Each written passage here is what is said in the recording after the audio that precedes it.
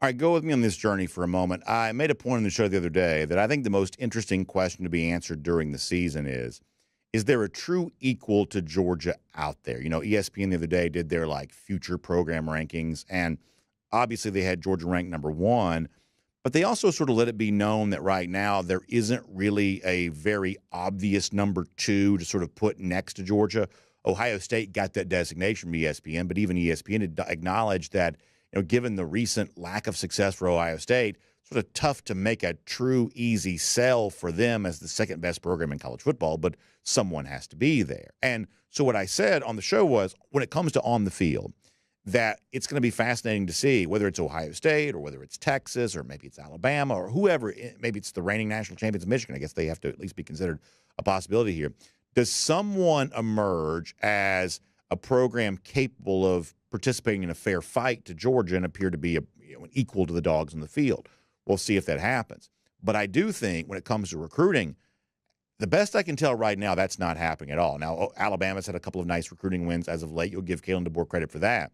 But in the case of Gibson, a big program at L.A., heritage program like USC, no matter how much money they seem to throw at guys like Gibson and Terry, it certainly looks like they had no real chance of ever winning those recruiting battles.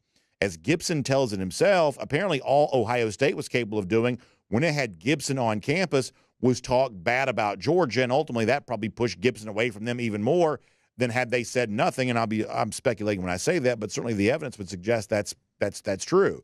Tennessee is supposed to be this, NIL Goliath, but I'm not quite seeing a lot of tangible evidence of how that money's being effectively used here right now. Now, all of this could change, and someone could truly emerge here.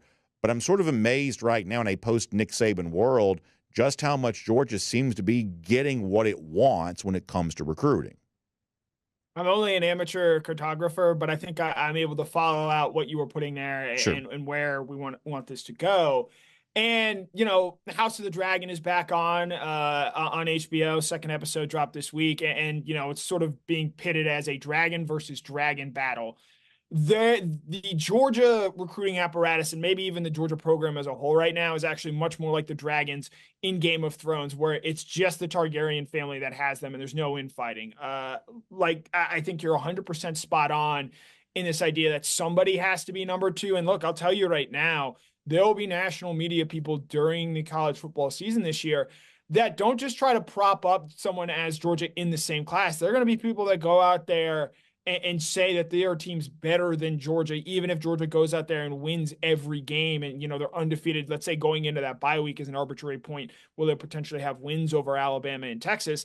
Ohio State could very well be undefeated at that point too. And there are going to be people out there just telling you that Ohio State is better because of this talent and whatnot they have there. I would encourage that anyone out there questioning Georgia, go back and look. You can find plenty of people who were picking TCU to beat Georgia in the national title game. And we all know how that obviously turned out that day. And I just think that game in particular was such a turning point for the rest of college football, because that was a very good TCU team that year. They beat Michigan and they just were not close. And I think with Nick Saban moving on, Kalen DeBoer has done some nice things. I wrote about that yesterday.